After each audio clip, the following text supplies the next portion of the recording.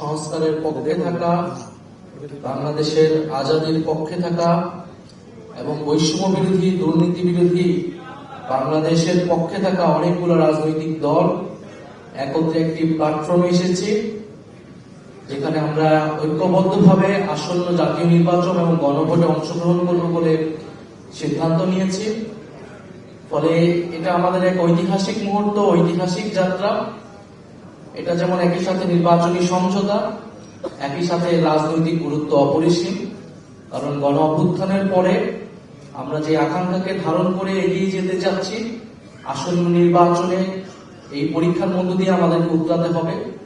ফলে আমাদের সেই গণ অভ্যুত্থানের আকাঙ্ক্ষিত বাংলাদেশ, আমাদের মহান মুক্তিযুদ্ধের সাম্য, মানবিক মর্যাদা এবং সামাজিক সুবিচারের বাংলাদেশ, এবং আমাদের 1947 সালের যে আজাদীর লড়াই, সকল ঐতিহাসিক লড়াইকে ধারণ করে আমরা এই আসন্ন নির্বাচন এবং গণভোটে একত্রে কাজ করব, ঐক্যবদ্ধ কাজ করব। ফলে সারা বাংলাদেশের সকল আসনে, আমি আজকে সকালেও বলেছি যে আমাদের কোনো দলের প্রার্থী থাকবে না আজকে ঘোষণার পর থেকে।